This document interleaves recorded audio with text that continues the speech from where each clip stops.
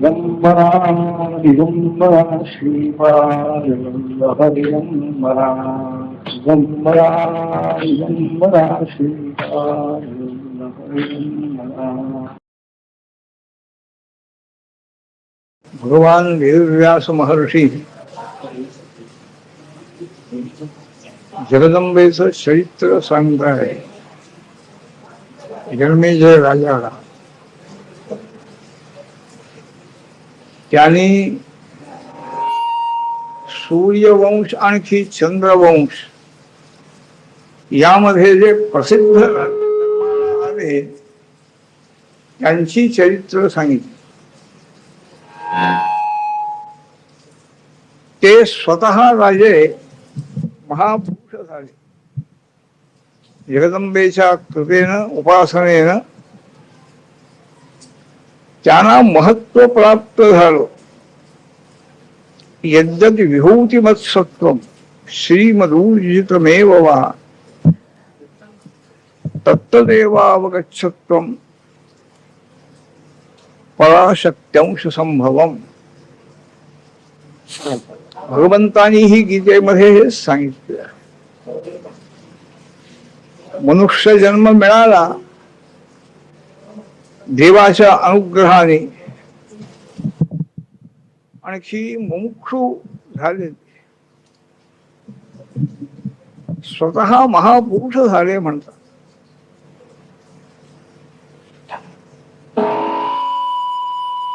जन्माला आल्यापासून उत्तम संस्कार बुद्धीमध्ये आहे.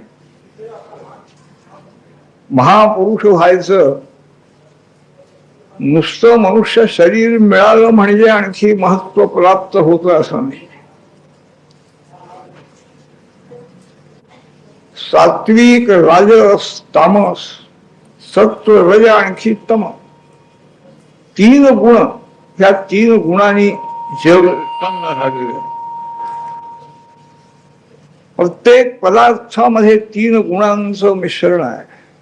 त्याप्रमाणे बुद्धीमध्येही आहे. बुद्धी राजस आणि तामस, कधी रजोगुण जास्ती, कधी तमोगुण जास्ती.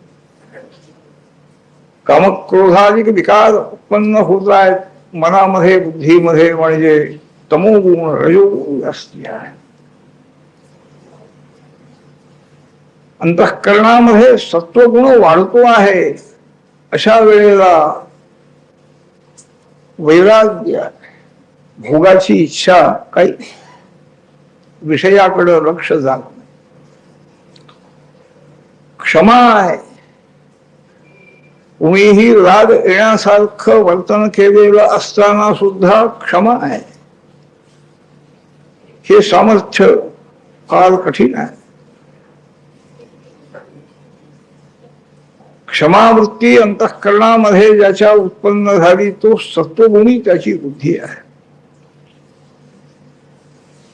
कामक्रोध हे सर्वांच्याच मनामध्ये असतात. रजोगुण, तमोगुण असतो. पण जन्मापासून सत्वगुणी बुद्धी घेऊन जन्माला आलेला महात्मा, मनुष्य शरीर धारण करणारा, आणि तो सत्वगुण, तशी बुद्धी, कामक्रोध रहित क्षमाशील बुद्धी ही वाढत झाली. तसे महात्मे भेटतात. त्यांचा आचार पाहून याच्याही मनावर अधिक परिणाम होतो. ते किती क्षमाशील आहे. मानाची इच्छा बिलकुल नाही मनामध्ये तर क्षमा उत्पन्न होत. कोणीही कसाही वागला तरी काही वाटत नाही. पण मानापमानाच्या कल्पना मनामध्ये, बुद्धीमध्ये जोपर्यंत आहे तोपर्यंत क्षमेचा अभ्यास होत नाही.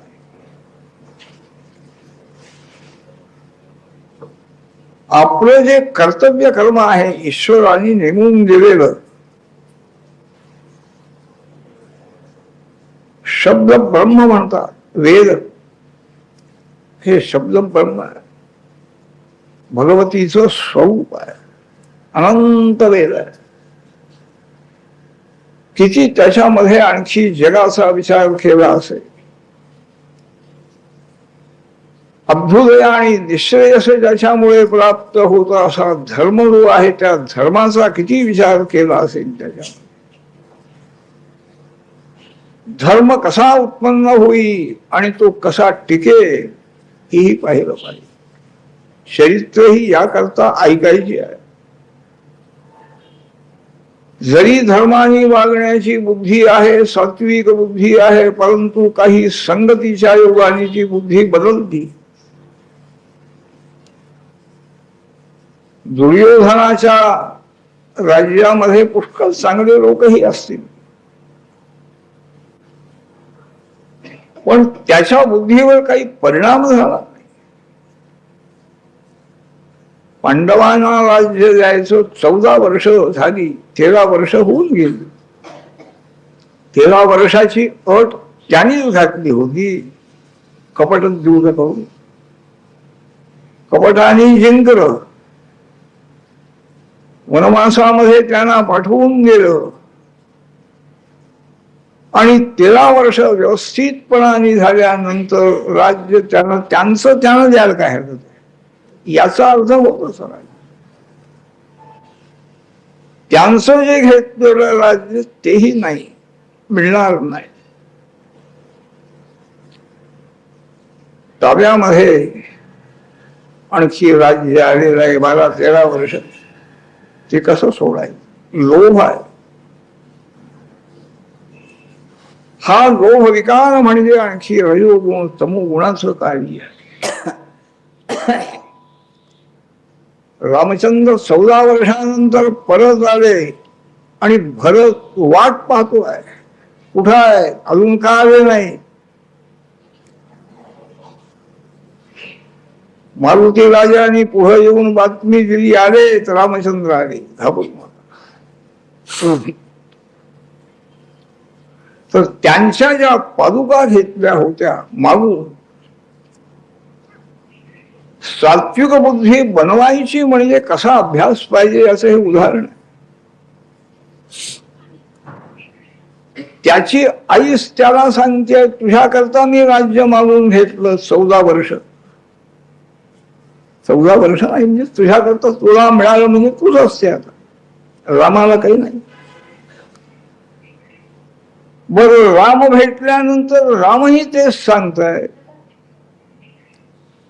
पित्याची इच्छा तुला पूर्ण केली पाहिजे, तुझं कर्तव्य आहे, राज्य करायचं अशी पित्याची इच्छा आहे. मी राज्य करणार, 14 वर्ष तरी करणार, माझं कर्तव्य वनात राहण्याचं आहे. ही बुद्धी आहे, कर्तव्यनिष्ठ बुद्धी धारण करणारे मर्यादा पुरुषोत्तम रामचंद्र. त्यांचं राज्य असताना त्यांनी स्वतः भरताला सांगितलं की तू अधिकारी आहे, राज्य तू केलं पाहिजे, मी नाही करत. काय अडचण आहे आता? काय धर्माचा विचार आहे का इथं? आले राहतात. रामांचा अधिकार असला तेही स्वतः सांगताय तूच अधिकारी. पण याची स्वतःची बुद्धी आहे. दैवी संपत्ती याला म्हणतात, ती बुद्धीची लक्षणं त्यांनी भगवद्गीतेमध्ये सांगितलेली आहे. सत्व संशुद्धी अभयम सत्व, शुद्ध सत्वगुण ज्या बुद्धीमध्ये आहे, म्हणजे रजोगुण तमोगुणाला पुढे येऊच देत नाही. राजस तामस विचार मनामध्ये येणारच नाही. आल्यानंतर त्यांचा आणखी संयम करायचा, निग्रह करायचा, इंद्रियांचा यायचेच नाही. रामाने आणखी कैकेयीची स्तुती करावी. कैकेयीचं माझ्यावर जास्ती प्रेम आहे, भरतापेक्षा माझ्यावर जास्ती.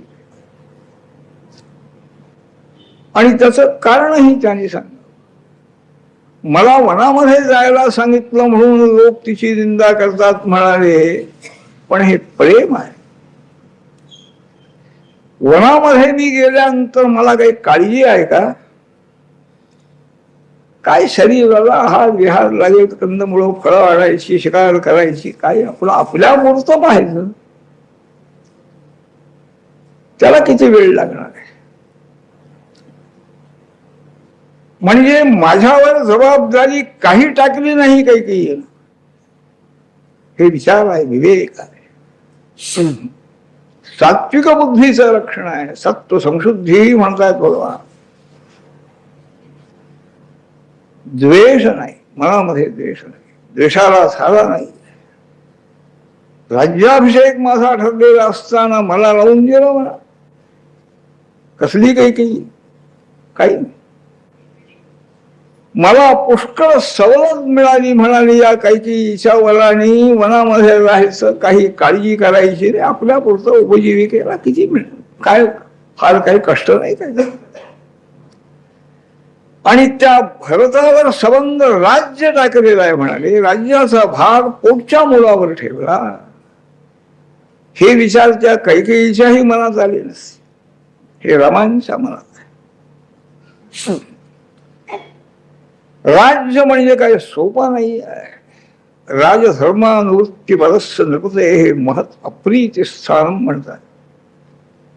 राजधर्माने ज्याला वागायचं आहे त्याला राज्य म्हणजे फार अतिशय संकट वाटत. कसं होईल, कोणाचं नुकसान होईल, कोणी अपराधी नसताना त्याला आपला दंड केला जाईल किंवा अपराधी असताना सुटेल, दोन्ही दोष आहे. असं काही होईल का माझ्याकडून, सारखी काळजी आहे. तेव्हा राज्याचा भार प्रत्यक्ष मुलावरती टाकला कैकेयीनं, म्हणजे त्याला झोप नाहीये. सारखं राजधर्माप्रमाणे वागणारा राजा त्याला झोप नाही. सारखं लक्ष राज्यामध्ये कुठं काय चाललेलं आहे, कोण दुर्जन आहे, कोण सज्जन आहे, सज्जनाला त्रास कसा कसा होतो, किती प्रकारात होतो, हे सगळं आहे. हे सगळं लक्ष दिलं पाहिजे. तर अशा रीतीनं वागणारी कैकेयी भरतावर जास्ती प्रेम करणारी आहे का रामावर प्रेम करणारी आहे, लोकांनाच विचारावं. रामा सांगा तुम्ही. भरताला वास्तविक वनवासात पाठवायला पाहिजे, म्हणजे काही काळजी नाही, तू जाऊन राहा रे बाबा, तुझी व्यवस्था मी इकडून करू सगळी, नावाला वनवास. पण नाही, व्यवहारामध्ये वागणारे जे काही लोक आहेत, संसारी लोक, यांची विचार करण्याची पद्धती वेगळी आहे. आणि सत्वगुण घेऊन जन्माला आलेले महात्मे मनुष्य शरीर मिळालं, पण त्या शरीरामध्ये असणारी बुद्धी मात्र अत्यंत सात्विक मिळालेली आहे. धैर्य आहे. जाती 14 वर्ष जायला किती वेळ आहे. त्याचा परिणाम त्या भरताच्याही मनावर झालेला आहे. भरताचं अत्यंत प्रेम रामांच्यावरती यामुळे आहे. राज्य गेलं नाही रामांचं, ते गेलं असं समजत नाही आहे. मनामध्ये काहीही आणखी शोक नाही, द्वेष नाही, काही नाही. उलट भरताला सांगताय, तूच राज्य केलं पाहिजे, तुझं कर्तव्य आहे. तुला वनात माझ्या बरोबर येता येणार नाही, हा लक्ष्मणाला येऊ दे म्हणा, याच्यावरती जबाबदारी तुला आई बाबांनी सांगितलं. राज्य तू राज्य सोडून आलास तर मला समाधान वाटेल, तिथंच राहिलं पाहिजे. आता भरताच्या बुद्धीची परीक्षा आहे. आईनं तर त्याच्याकरताच मिळलेलं राज्य, आईचं कर्तव्य आपला मुलगा आपला राजा व्हावा वगैरे वाटणार, आईला साहजिक आहे. तो काही दोष मानायचं कारण नाही, त्याला लोभ मानायचं नाही, प्रेम आहे, चालले. रामचंद्रांनी कारण सांगितलेलं आहे, तुझा धर्म या वेळेला राज्य करणं हा आहे, तुला येता येणार नाही म्हणा, तो रस्ता बंद झाला. राज्य सांभाळायचं, त्यावेळेला बुद्धीची कसोटी आहे. सत्वगुण बुद्धीमध्ये आहे का, रजोगुण आहे का, तमोगुण आहे, ह्याचं निरीक्षण केलं पाहिजे. आत्मनिरीक्षण केलं पाहिजे. मनुष्य जन्म या करता आहे. प्रसंग सगळे येत आहे. प्रतिकूल परिस्थिती ही निर्माण होती, पण त्या प्रतिकूल परिस्थितीमध्ये आपली बुद्धी कशी राहिली आहे, मन कसं आहे, ह्याची परीक्षा आहे. आणि भरताने निर्णय घेत रामांची आज्ञा तर अमान्य करायची नाही. तो आज्ञाभंग होईल. त्यांच्या आज्ञेप्रमाणे राज्य करायचं, पण त्यांनी सांगितलं तुमच्या पादुका मला द्या, कळावा. कशाला पाहिजे मला म्हण. सिंहासनावर भरत बसणार नाही, राज्य करणार आहे मी, तुमची आज्ञा मान, पण सिंहासन तुमच्या पादुकांचं आहे. तुम्ही येत नाही आता त्याला नाही राहत आहे. राज्य माझ्याकरता मागून घेतलं, मी स्वतः सांगतोय मी राज्य घेणार नाही म्हणून, तरी सुद्धा तुम्ही माझं ऐकायला तयार नाही. मनातच जायचं म्हणता. नुसतं भरताना राज्य ज्या एवढ्याच वर मागितलं असतं तर कदाचित रामाना यावं लागलं असतं. कारण भरत म्हणतोय मी राज्य घेणार नाही, आईनं वाटत ते गेलं असं. पण दुसरा वर आहे ना, रामाने 14 वर्ष वनात राहिलं पाहिजे. त्यामुळे ते म्हणाले मला येता येणार नाही. त्याने सांगितलं मी तुमची आज्ञा मला मान्य आहे, राज्य करणार मी, पण पादुका सिंहासनावर ठेवणार. सिंहासनावर मी कधी बसणार. छत्र चामर त्या पादुकावरती राहत. पादुकांची पूजा करून, पादुका म्हणजे ते हे आहे, रामांची उपासना त्यांनी केली 14 वर्षपर्यंत. पादुका मागून घेतल्या, डोक्यावर घेऊन तो भरत नंदीग्रामामध्ये आलेला आहे. पादुका सिंहासनावर स्थापन केले. ध्यास लागलेला आहे. एक एक दिवस मोजतो आहे केव्हा येतात राम, की तळमळ मनामध्ये. म्हणजे किती बुद्धीची शुद्धता आहे, सत्वगुण कसा आहे हे त्यावरून कळून येत. याला राम काय करा, सिंहासनावर बसलंच पाहिजे असं कशाला करत. राज्य सांभाळायचं काम तुझ्याकडे आलेलं आहे, तेवढं कर, तेवढं करतो म्हणा. मी कोणताही भोग राजभोग घेणार नाही. गोमूत्रामध्ये पीठ काढून त्याच्या दशम्या करून खात होता. चटईवर निघायचं एवढा राजा अयोध्याधीश नाही. गाली नाही, निजायला गाली, भोग नाही, शरीराला सौख्य नाही आहे. या शरीराच्या निमित्ताने रामचंद्रांना आणखी दुःख भोगण्याची, कष्ट भोगण्याची पाळी आली. त्या शरीराला सुख मिळणार नाही. हाही मनाचा निग्रह आहे. मनाचा निग्रह वैराग्य याला म्हणतात. संपूर्ण राज्य सत्ता हातामध्ये असताना काही त्याची आसक्ती नाहीये. राज्य आपलं नाही. राज्य घेण्याच्या वेळेला राज्य केव्हा सोडायचं आहे हेही त्या महाभागाने ठरवलेलं आहे. केवढं कौतुक आहे. रामायणाचं याकरता वाचन केलं पाहिजे. सर्व एकंदर अधिकारी वर्गाने, राज्य शासनामध्ये अधिकार गाजवणाऱ्या सर्वांनी रामायण वाचलं पाहिजे. तर काहीतरी बुद्धीवर परिणाम होईल. सात्विक बुद्धी कशी असती. भरताचंही राज्य गेलं नाही, रामाचंही राज्य गेलं नाही, राज्य तिसच राहील. पण रामापेक्षा भरताची कीर्ती जास्ती वाढलेली आहे. वाल्मिकी महर्षीने हा आदर्श पुढा मुद्दाम मांडलेला आहे. कोणीही काही करावं, व्यक्ती स्वातंत्र्या नावाखाली स्वराज्य मिळाल्यानंतर त्याला तर काही अंतच राहील नाही. कोणाच्याही वरती आक्षेप घ्यावे तर रामावरती काय, सीतेवर काय, आणखी भरतावर काय, कशाही विचार करून पहा म्हणा. काय आहे, केवढा त्याग आहे.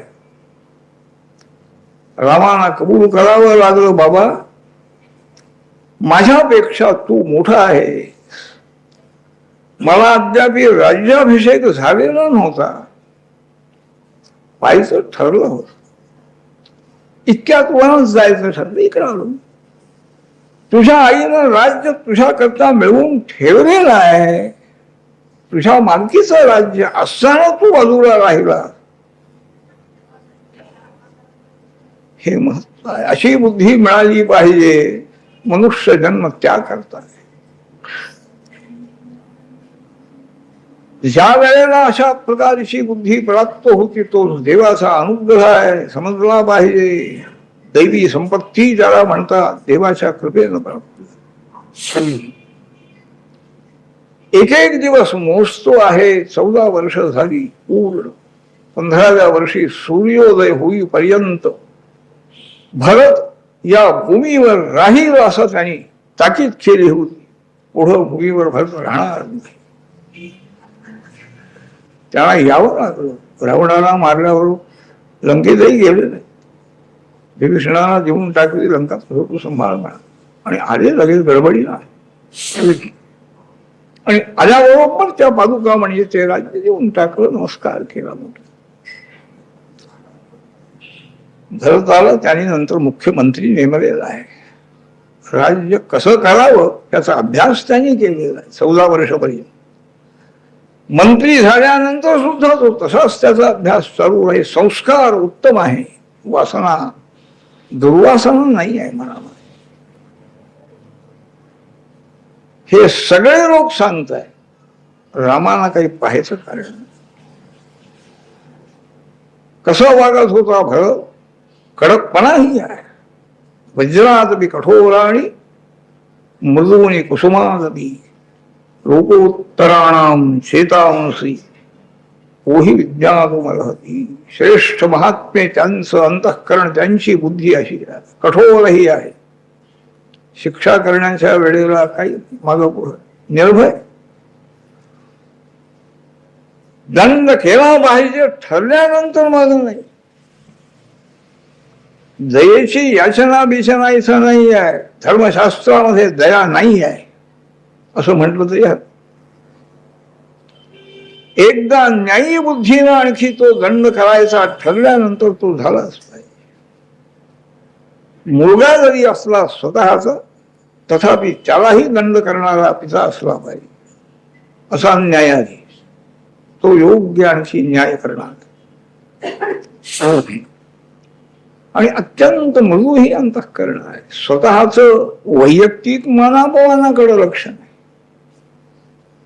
राज्यशासनाचं महत्व जाणून त्याचं यश कायम टिकवलं पाहिजे. रामाचं राज्य आहे हे, या रामाच्या राज्यामध्ये असं वाटेल तसं वागता येणार नाही. अशा असंग वृत्तीनं अनासक्त रीतीनं वागणारा जो आहे त्याला किती उत्तम प्रकाराने अधिकार क्षेत्रामध्ये कार्य करता येईल याचा विचार केला पाहिजे. उत्तम कार्य. त्याने कोणालाही दंड केला, कोणालाही आणखी शिक्षा केली तरी ती आणखी निंद्य ठरणार. बरोबर आहे, अन्याय नाही, याच्या हातून अन्याय कधीही होणार नाही अशी सर्व लोकांची. आणि भीती हा न्यायी आहे, याच्या पुढे अन्याय खपणार नाही ही भीती नाही. पुष्कळ लोक अन्यायापासून बाजूला होत.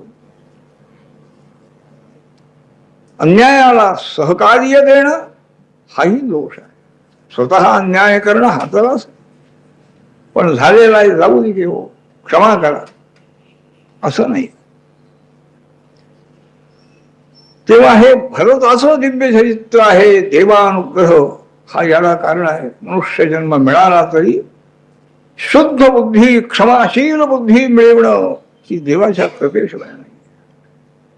याने आपल्या बुद्धीनंच निर्णय घेतला आहे. राज्य हे रामांच्या पादुकांचं राज्य आहे, म्हणजे रामांचं राज्य आहे. प्रत्यक्ष रामचंद्र आपल्या जवळ राहू शकत नाहीत, आपल्याला त्यांची संगती मिळत नाही. लक्ष्मण मोठा भाग्यवान आहे, त्यांच्या बरोबर राहणार, सेवा करणार. वाटलं नसेल का भरताला, पण त्यांनी जे संकट पुढे उभा केला रामाने की तुला पित्याची आज्ञा आहे राज्य करायचं, त्यामुळे दूरच राहावं लागलं 14 वर्ष. पण बुद्धीचं आणखी हे जे आहे संवर्धन, त्यांनी आपली बुद्धी वाढली पाहिजे. धर्मराज वनामध्ये गेले, खरं खोटं करत बसले असते म्हणजे त्याच वेळेला लढाई सुरू झाली असती. यांच्याकडे लोक होते पुष्कळ, पांडवांच्याकडं काय कमी नाही, श्रीकृष्णच पुष्कळ. म्हणजे अगोदर निर्णय होण्याच्या पूर्वी लढाई झाली असते. नको म्हणाय, जाऊया आपण वनामध्ये जाऊ. राज्य मिळवण्याकरता, आणखी टिकविण्याकरता मनुष्य जन्म नाही आहे हे त्यांनी जाणलेलं आहे. कर्तव्यो धर्मसंग्रह हे मनुष्य जन्माचं मुख्य कर्तव्य. धर्मसंग्रह जास्तीत जास्त करण्याकरता मनुष्य जन्म आहे. सत्कर्म योगे वयधाल व्हावे, समर्थांचं सांगणं. संबंध आयुष्य हे सत्कर्मामध्ये गेलं पाहिजे. प्रयत्न करायचा तर त्या करता सकाळी उठल्यापासून रात्री झोप लागेपर्यंत आपल्या शरीराने, वाणीनं, मनाने चांगली कर्म किती घडली आपल्या हातून आणि वाईट कर्म किती घडली ही रोज रात्री निसताना आपलं संबंध एकंदर निरीक्षण, संबंध दिवसाचं निरीक्षण करून निजावं म्हणून सांगतो. प्रत्यहं प्रत्यवेक्षेत नरश्चरितमात्मनः किंतु मे पशुभिस्तुल्यम्.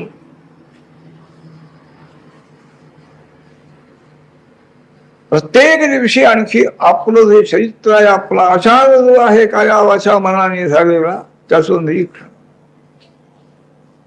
मी आज पशुसारखा वागलो का सत्पुरुषांच्या सारखा वागलो हे नुसतं पाहावं तरी ना.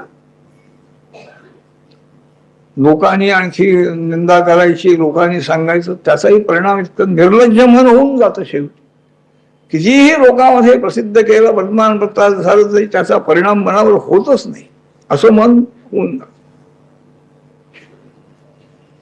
पण आपल्या मनाचं निरीक्षण, सत्वगुण जास्ती वाढला का, रजोगुण वाढला का, तमोगुण वाढला, कसं माझ्या आतून आचरण झालेलं आहे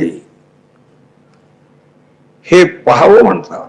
रोज आत्मनिरीक्षण रोज करून झोपावं, झोप गाढ लागेल. आणि काही जर अशा प्रकारचं अन्यायी कर्म झालं असेल तर त्याच्याबद्दल मनाला वाईट वाटत. मनाला जर काही आणखी उपरती झाली, हे बरं झालं नाही, आज आपण अमक्याला बोललो, अमक्याच्या विषयी अनुदार उद्गार मी काढले किंवा असं बोललो, त्याची निंदा केली, त्याला आणखी हे केलं, मनाला उद्वेग गेला, हे बरं झालं नाही. म्हणजे आपल्याच कामाबद्दल, आपल्याच कर्माबद्दल जर चांगलं झालं नाही असं वाटलं तर सुधारण्याची शक्यता आहे. इथं आमचं सगळंच उलट चाललेलं आहे. आपण कसं वागतो इकडं लक्ष नाही, पण दुसरा कसा वागतो, त्यांनी अमुक केलं, त्यांनी दुसऱ्याचे पैसे दिले नाही, त्यांनी बुडवले, अमुक केले, तमुक केले, त्यांनी द्वेष केला, त्यांनी अमुक केला. आणि हे सुद्धा तिसऱ्याच्या जवळ जाऊन सांगायचं, काही त्याचा उपयोग. निर्भयपणा असेल तर त्याच्या जवळ जाऊन का असं तू केलं, विचारलं काय हरकत आहे, तू आज अशा रीतीनं पाप का केलंस, त्याला टाकून का बोललास, त्याला विचारलं पाहिजे. ज्याचा काहीही उपयोग नाही अशा रीतीनं एकाच पाप पुण्य दुसऱ्याला सांगणं, त्याचा काही उपयोग नाही. स्वतःबद्दल काहीच नाही, स्वतःचं आयुष्य फुकट चाललं. स्वतःच्या पाप पुण्याबद्दल विचार नाही, बंद झाले. तर ही जी आणखी अवस्था, मनाने विचार कसा करावा, हे सगळं महापुरुष सांगत असतात. स्वतःचं आत्मनिरीक्षण हे मुख्य सांगितलेलं आहे. अंतःकरण बाहेर जे जात आहे सारखं ते आत गेलं पाहिजे. त्या अंतःकरणाने स्वतःच परीक्षण केलं पाहिजे, तर शुद्धी शक्य आहे. मार्गदर्शन करणारे काय तेवढ्या बोलत करत. चांगलं आत्मनिरीक्षण करत असे, स्वतःच्या मनाचा विचार करून सुधारणा जर करून घेण्याची शक्यता मनामध्ये विवेक वैराग्य जर वाढत जात असेल तर संत महात्मे त्याला शाबास केले, त्या चांगलं आहे, तुझा एकंदर विचार चांगले आहे असंच वागत. काही प्रतिबंध येत असतील तर त्याला सांगतात, कसा विचार केला म्हणजे प्रतिबंध दूर होईल. रामाने विचार जसा केला, कैकेयीचं माझ्यावर प्रेम आहे, तुम्ही कशाला उगीच कैकेयीला नावं ठेवता, म्हणजे गप्प बसले ते नाही.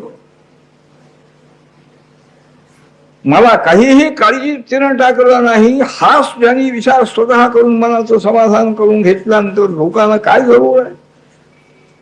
कैकेयीनं आणखी तुला मनात पाठीवर म्हणून हे काय त्याचं पुन्हा राज्य देणार आहेत का लोक?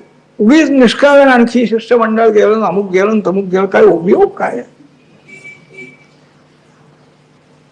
आत्मनिरीक्षण करून आत्मोद्धार करून घेतला पाहिजे, हे संत महात्म्यांचं सांगणं आहे.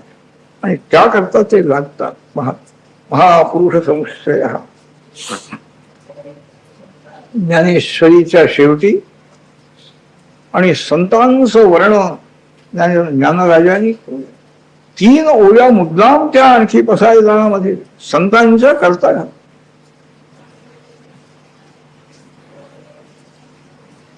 त्यांचं महत्व त्या 3 ओव्यामध्ये मुद्दाम दाखवलेलं आहे. ईश्वराचं प्रसाद असावा वगैरे हे शेवटी आहे, पण संतांची कृपा पाहिजे. तर या दृष्टीनं हे मोठे मोठे राजे त्यांची चरित्र सांगितली त्यांनी, पण जगदंबेची कृपा त्यांच्यावर होती म्हणून ते मोठे झाले. आणि मोठे होणं याचा अर्थ अंतःकरणात ते रजोगुण तमोगुण कमी झाले पाहिजे, त्याशिवाय मोठेपणा नाही. 4 लोक जसे वागतात तसंच वागत जाऊन उपयोग काय आहे? तेही तसं वागतात, आमचंही काय हरकत नाही. चूक कसली झाली? चूक झालीच नाही म्हटल्यानंतर सुधारणा शक्य कशी आहे? म्हणून सर्व राजे लोकांची चरित्र ते मोठे झालेले आहेत राजे जगदंबेच्या कृपेनं, आणि त्यांनी महत्व प्राप्त करून घेतलं. संसारामध्ये सर्वसामान्य लोकांप्रमाणे जन्माला आले, पण सर्वापेक्षा ते निराळे राहिले. जगदंबेची कृपा संपादन केली आणि संसारातून मुक्त झाले, मोक्ष मिळवला. सर्वही दुःखातून मुक्त होणं म्हणजे मोक्ष. हे कुठं कोण शक्य? कोणच्या राज्यशासनाला किंवा कोणच्या न्यायाधीशाला हे करता येईल, ही आज्ञा देता येईल? सर्व दुःखातून तुम्ही मुक्त व्हा असं राजा कोण न्यायाधीश तरी करू शकेल? कोण अधिकारी? हे ज्याचं त्याचं दुःख त्याच्या बरोबर राहणार कोणीही राज्यशासन असो, कोणीही अधिकारी राज्यातला मोठाही असला तरी स्वतःची त्याची जी वैयक्तिक सुख दुःख आहे प्राप्त झालेली कर्मानुसार ती कोणीही दूर करू शकत नाही. त्याचा त्याने प्रयत्न केला पाहिजे. उद्धरे आत्मनात्मानम हा महत्वाचा सिद्धांत आहे. आपण आपला उद्धार करून घ्यायचा म्हणजे आपल्या मनाचं निरीक्षण रोज ठेवलं पाहिजे. पशुप्रमाणे मी वागवास का सत्पुरुषांच्या प्रमाणे माझं वर्तन झालेलं आहे, हे विचार करून आणखी शांत झोप येते, नाही तर येत नाही.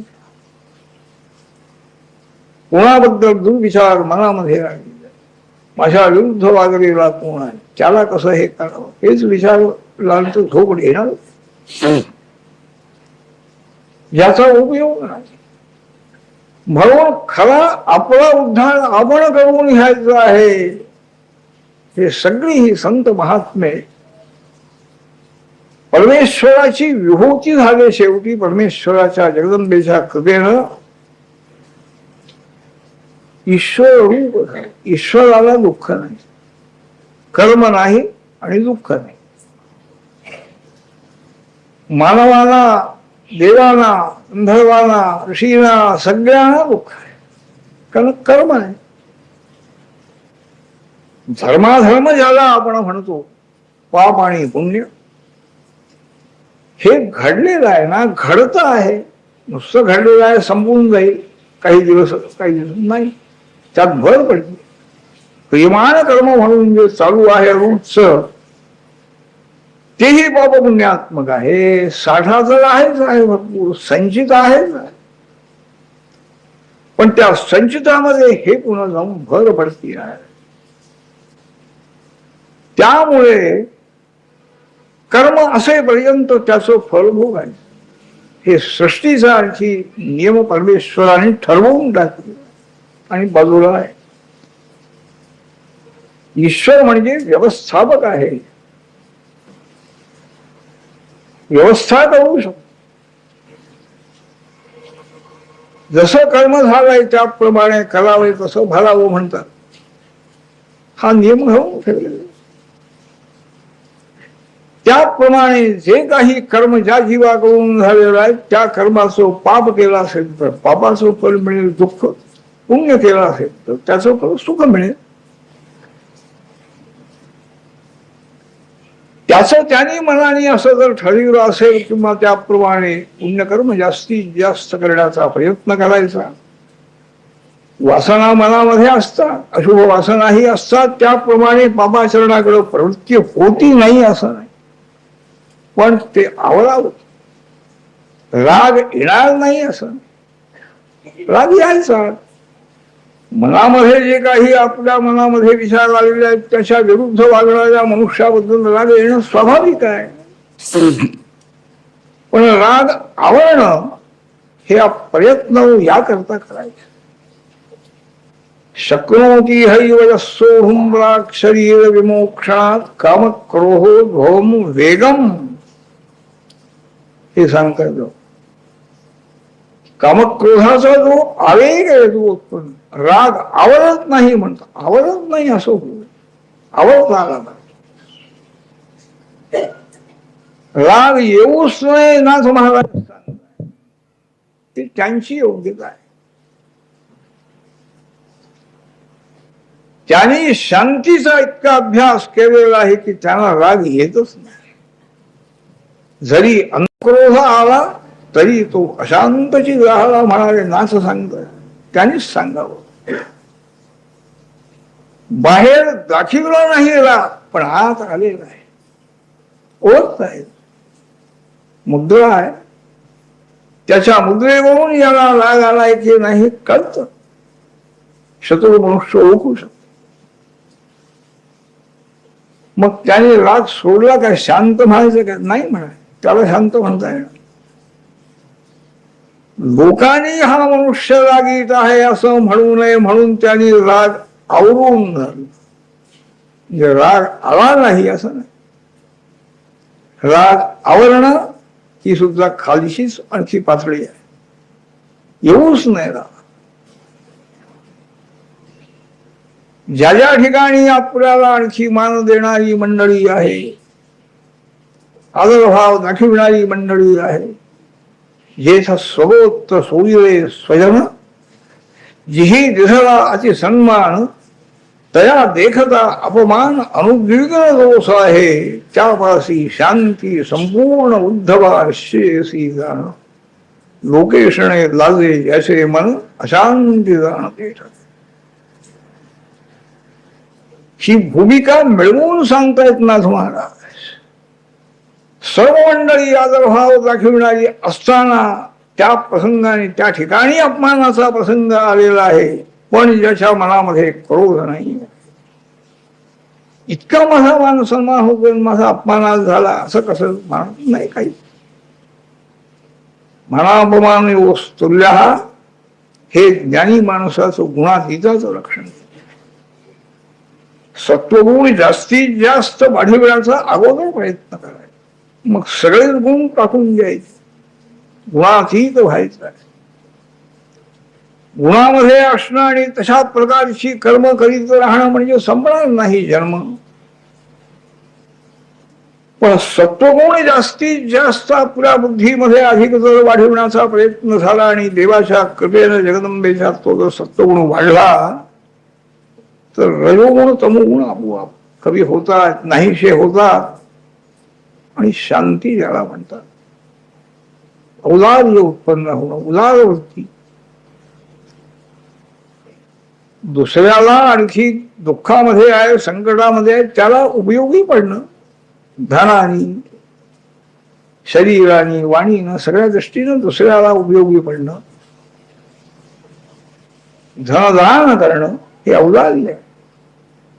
हे सत्वगुणाची आणखी शुद्धी आहे. लोभ राहिला नाही. माझं आहे म्हणून मी बळीवलेला आहे म्हणून अशीच वृत्ती मनामध्ये असे पर्यंत हातातून एकही पैसा दिला जात नाही.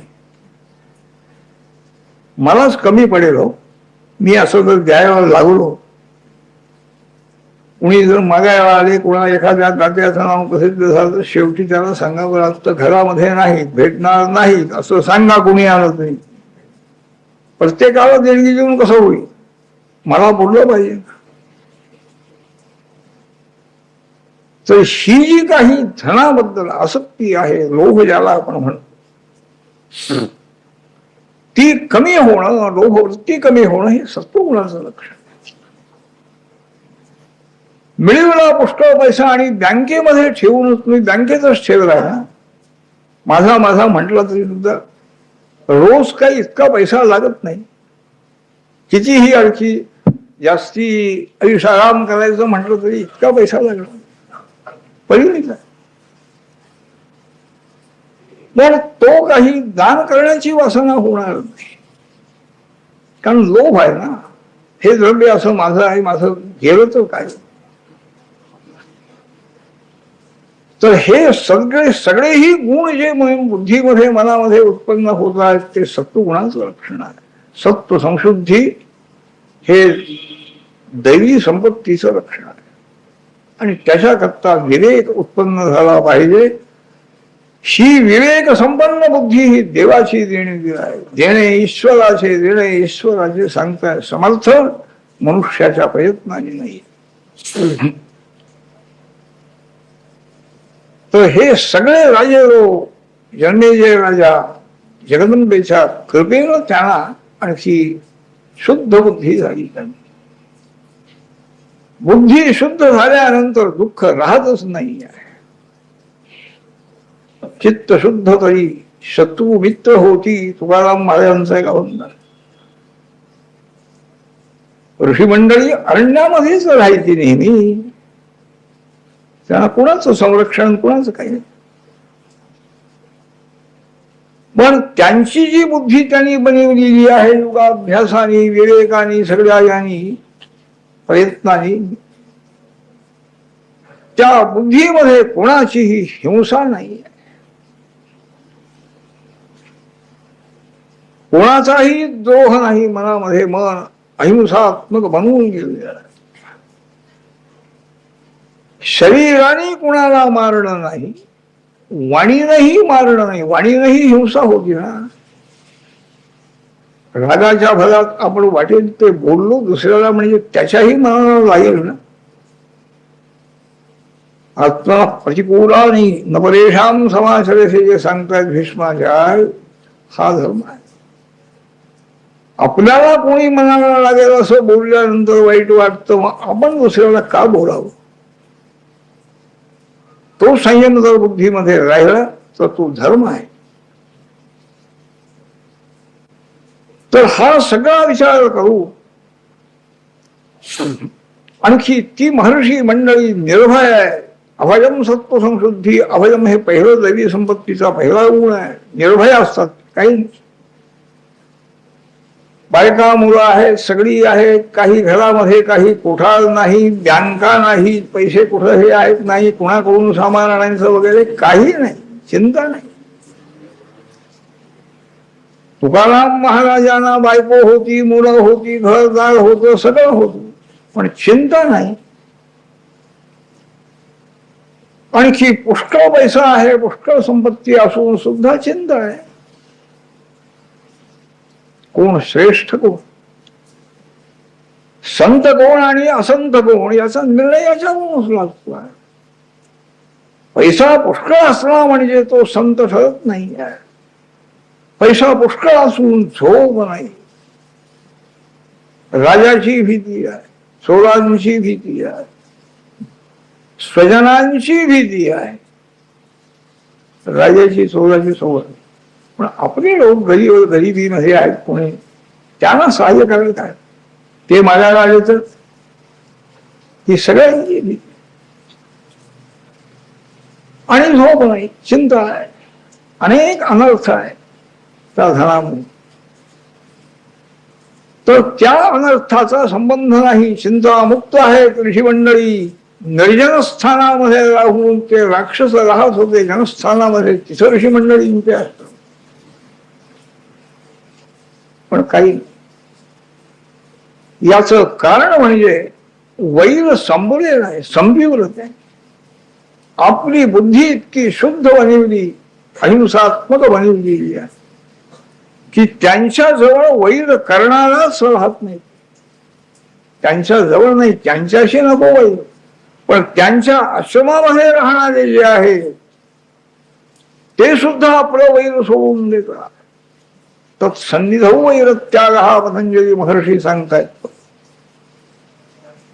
आश्रमांची वर्णन जी पुराणामध्ये आपण ऐकतो, आता पुराण कोण वाचताय? संस्कृत भाषेपासून इतकं दूर आपल्याला या स्वराज्य शासनाने नेलेलं आहे की संपली पुराण. प्राचीन श्रेष्ठ माणसं कशी होती, कसे झालेले आहेत, सगळं संपलेलं आहे. इतिहास सुद्धा बदलला गेलेला. खरा इतिहासही नाही. व्यासादिक महर्षींनी लिहून ठेवलेली पुराण ती वाचण्यासारखी योग्यताही नाही आहे, इतकी योग्यता घालवून टाकलेली आहे. ज्ञानापासून किती दूर आपण गेलो याच्याबद्दल मनाला काहीही वाटत नाही. हे काय स्वराज्याचा फायदा झाला म्हणायचा? ज्ञान वाढायला पाहिजे. तर ही सगळी ही पुराण, या पुराण वाङ्मयामध्ये काय, ऋषींच्या ग्रंथामध्ये काय, हे सगळं प्रयोग आहेत, प्रयोगशास्त्र आहे. पुराण म्हणा, योगशास्त्र म्हणा, प्रयोगशास्त्र. प्रयोग करून पाहिल्याशिवाय एकदम आपण नुसतं हे बरोबर नाही, हे चुकीचं आहे, नुसतं शिवाय हे करून आणखी निंदा करून उपयोग नाही. नाही, तुमची योग तुम्ही तिथपर्यंत पोहोचणारच नाही, केव्हाच जाणार नाही. एखादा महात्मा जाऊ शकेल, प्रयोग करून आणखी सुखी होईल. तर ज्यांनी आपली अहिंसा बुद्धीमध्ये इतकी पक्की बनवलेली आहे की त्यांच्या सान्निध्यामध्ये आलेले पशु पक्षी सुद्धा आणखी पूर्ण अहिंसात्मक त्यांची बुद्धी होईल. वाघ आहे, गाय आहे, त्याचप्रमाणे मोर आहे, साप आहे, मुंगूस आहे, सगळे एकत्र आहे. ऋषींच्या आश्रमात स्थानाचं महत्व आहे. त्या अहिंसेचा प्रसार इतका झालेला आहे त्यांच्या मनात त्या अहिंसेचा की ते स्थान सुद्धा अहिंसामय होऊन गेलेलं. त्या जागेमध्ये येणारे अत्यंत क्रूर पशु सुद्धा आपली क्रूरता विसरून जात आहे. आनंदाने गाय आणि वाघ एका ठिकाणी पाणी. हे कोण करू शकेल? नुसतं नाही नाही म्हणून नास्तिक वृत्ती दाखवण्यात काहीही अर्थ नाही आहे. प्रयोग करून पाहिला पाहिजे. प्रयोग करून पाहूया, इतकी जरी आस्तिक वृत्ती ठेवली पाहिजे शास्त्राबद्दल, महात्म्यांच्या वचनाबद्दल. हे खरं आहे. आपल्याला प्रयोग करता येत नाही आला पाहिजे, पुन्हा त्यांना विचारून कसं करू, विचारू, आणखी मार्गदर्शन घ्यावं, होत असं. तर आस्तिक वृत्तीचा उपयोग म्हणजे काही प्रयोग करण्याकडे तरी. विमान होती बोलली ते आता यांनी सिद्ध केलं. त्यांनी संस्कृत ग्रंथ वाचलेले आहे. जर्मनीमध्ये किती संस्कृत ग्रंथ त्यांनी नेले, इंग्रजांनी नेले, अभ्यास केला आणि जी तयार केलेलं आहे सगळं. तर अशा दृष्टीनं जगदंबेच्या कृपेनं आणि आपली बुद्धी या सर्व राजलोकांनी शुद्ध करून घेतली आणि सर्व ही दुःखातून ते मुक्त झाले. सर्व दुःख जाऊ शकतात हा अनुभव त्यांनी घेतला. त्याकरता त्यांची चरित्र व्यास महर्षींनी पुढे मांडलेली आहे. काही मराठी अनुवाद आता होत आहेत. महाभारताचं झालंय, भागवताचं झालेलं आहे, रामायणाचाही महाभारताचं झालेला आहे. भावार्थ रामायण नाथ महाराजांनीही करून ठेवलेलं आहे. तेवढं जरी वाचायला मिळालं, थोडा वेळ जरी सवड मिळाली तरी पुष्ट परिणाम होत सांगू. त्याकरता जगदंबेच्या प्रसादाने ही बुद्धी शुद्ध होऊन मनुष्य जन्म पुन्हा मिळवू शकतो. पुन्हा अभ्यास आपला चालू होतो दुसऱ्या जन्मामध्ये. सर्व दुःख जाणं शक्य आहे, हे फल आहे, मिळवायचं आहे. प्रयत्न त्याकरता तो करतो आहे. कितीही कष्ट पडले तरी तो काही त्या तिकडे लक्ष देत नाही. सर्व दुःखातून निवृत्त होण्याकरता थोडीशी दुःख सोसायला काय, कायमची नोकरी मिळेपर्यंत थोडीशी नोकरी करायची आहे, पण ती खरी नाही. कायमची नोकरी मिळाली याकरता मुमुक्षा ही उत्पन्न होती. महात्मे भेटतात, ते शोधात असतात कोण असा खरा मुमुक्षू कोण आहे, खरा बुद्धीकडे लक्ष देणारा कोण आहे, बाहेरच्या व्यवहाराकडं अर्थकामाकडं लक्ष द्यायचं का मनुष्य जन्म मिळाल्यानंतर आपली बुद्धी चांगली करायची आहे याच्याकडे लक्ष द्यायचं, हे अगोदर ठरलं पाहिजे. धर्मराजाने पांडवांनी तिकडं लक्ष दिलं. बुद्धी महत्वाची आहे. बुद्धी आपल्या बरोबर येणार आहे. बाकीचं अर्थकाम मिळलेलं असलेलं सगळं इथंच राहणार आहे. आपण ज्या जन्माला ज्या शरीरामध्ये पुढच्या जन्मात जाणार त्या शरीरात आपल्या बरोबर आपली बुद्धी येणार. चांगली बुद्धी घेऊन आपण जर दुसऱ्या जन्मामध्ये गेलो तर चांगलं आणखी आपल्या उन्नतीचं जे काही उपाय आहेत, साधन आहेत, त्याचा अभ्यास आपण करू शकतो, मिळवू शकतो. हा एक विचार आहे. शास्त्रीय जे काही प्रमाणशास्त्र प्रमाण महात्मे लोक हेच सांगतायत, बुद्धी चांगली बनवा. बुद्धी दे रघुनायका, नको दुसरं देऊ नका. चांगली बुद्धी आम्हाला द्या, हे देवाजवळ मागायचं आहे आणि ते देवाच्या कृपेनं करत. हरी माझ्या मनसेंद्रिय